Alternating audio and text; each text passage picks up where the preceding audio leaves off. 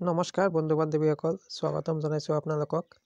আজি আমি লৈ আহিছোঁ যোৱাকালি হৈ যোৱা BTRত ফৰেষ্ট ডিপাৰ্টমেণ্টৰ এক্সামৰ এনচাৰ কি আমি লৈ আহিছোঁ। যোৱাকালি ফৰেষ্টাৰ 1ৰ এক্সাম আছিল আৰু ইয়াতে মুঠতে 100টা কুৱেশ্যন সুধিছিল আৰু 100 মাৰ্কৰ এক্সাম হৈছিল আৰু তাতে কোনো নেগেটিভ মাৰ্ক নাছিলে। তো 100টাৰ ভিতৰত আমি 40টামান কুৱেশ্যন লৈ আহিছোঁ আৰু এই 40টা কুৱেশ্যন আহিছিল GK ছেকশ্যনৰ পৰা। আমি এটা এটাকৈ কুৱেশ্যন চাম আৰু তাৰ এনচাৰখিনি চাম। আপোনালোকে মিলাই ল'ব আপোনালোকৰ কিমানখিনি শুদ্ধ হৈছে। তেনেহ'লে আহক আমি চাওঁ। কুৱেশ্যন নম্বৰ 1টো এনেধৰণে আছিল, what is the capital of Australia. অষ্ট্ৰেলিয়াৰ কেপিটেল আহিছিল, অষ্ট্ৰেলিয়াৰ কেপিটেল হৈছে কেনবেৰা।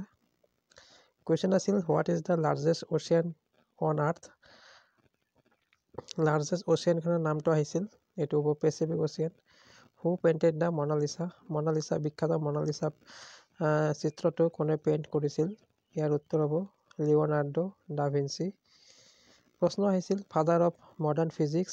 মডাৰ্ণ ফিজিক্সৰ পিতৃ বুলি কাক কোৱা হয়? এইটো হ'ব এলবাৰ্ট আইনষ্টাইন। প্ৰশ্ন আহিছিল, what is the currency of UK.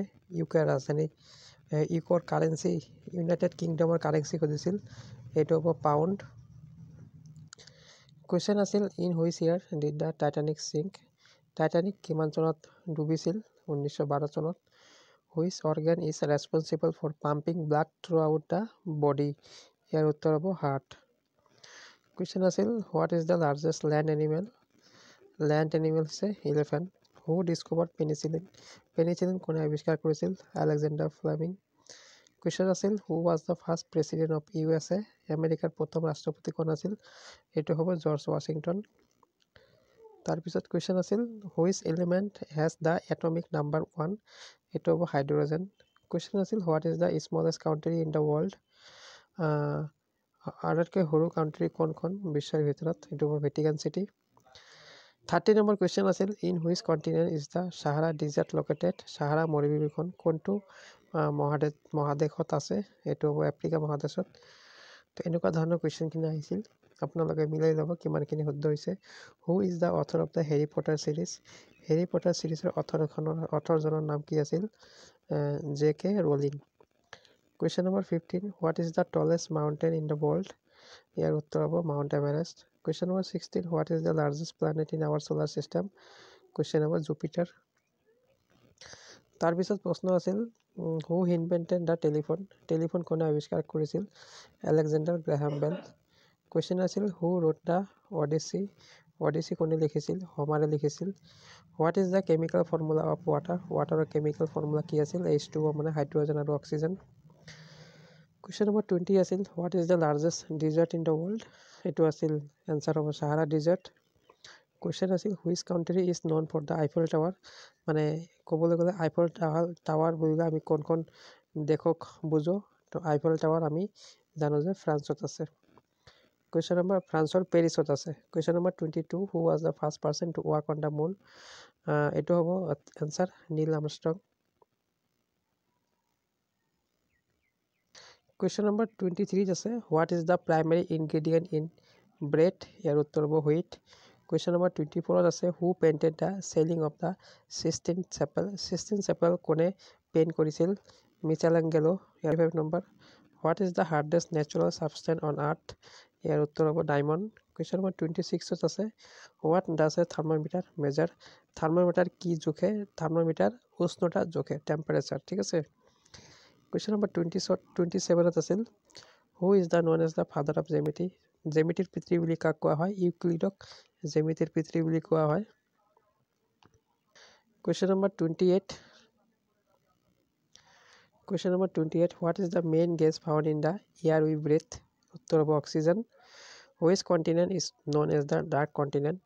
অন্ধকাৰৰ মহাদেশ বুলি আমি কোনখন মহাদেশক বুজো? এইটো হ'ব Africa. Which scientist is known for the proposing the theory of general relativity. ইয়াৰ উত্তৰ হ'ব Albert Einstein. Question number 31, who among the following discovered the stethoscope. ইয়াৰ উত্তৰ হ'ব ৰেনে লাইনেছ। Question number 32, which of the following is a UNESCO world heritage site. Which ocean is known for having the Bermuda triangle বুলিলে আমি কোনখন অচিয়ানক বুজো এইটো হ'ব Atlantic Ocean actually north Atlantic অচিয়ানৰ নৰ্থ ছাইডত আছে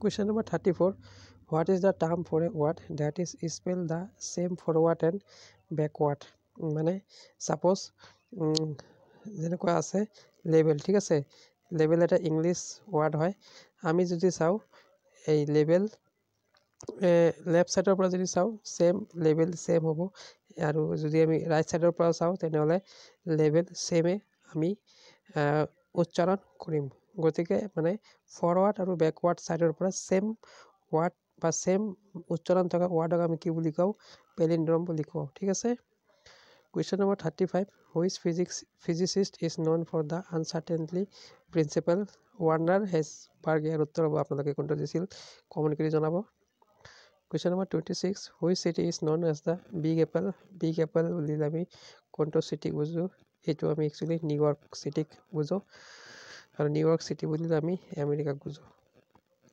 question number 37 what is the primary ingredient in traditional Japanese check ইয়াৰ উত্তৰ হ'ব rice question number 38 in which year did the Berlin wall fall ইয়াৰ উত্তৰ হ'ব 1989 question number 39 which Nobel prize winning author wrote the old man and the sea ইয়াৰ উত্তৰ হ'ব Ernest Hemingway question number 40 which famous structure was built as a tomb for the Mughal empire শ্বাহজাহানছ wife ইয়াৰ উত্তৰ হ'ব তাজমহল তো এইখিনি 40টা কুৱেশ্যন জিকে ছেকশ্যনৰ পৰা আহিছিল আপোনালোকে কমেণ্ট কৰি জনাব যে আপোনালোকৰ কিমানখিনি শুদ্ধ হৈছে তেনেহ'লে আমি ভিডিঅ'টো ইমানতে সামৰিছোঁ ধন্যবাদ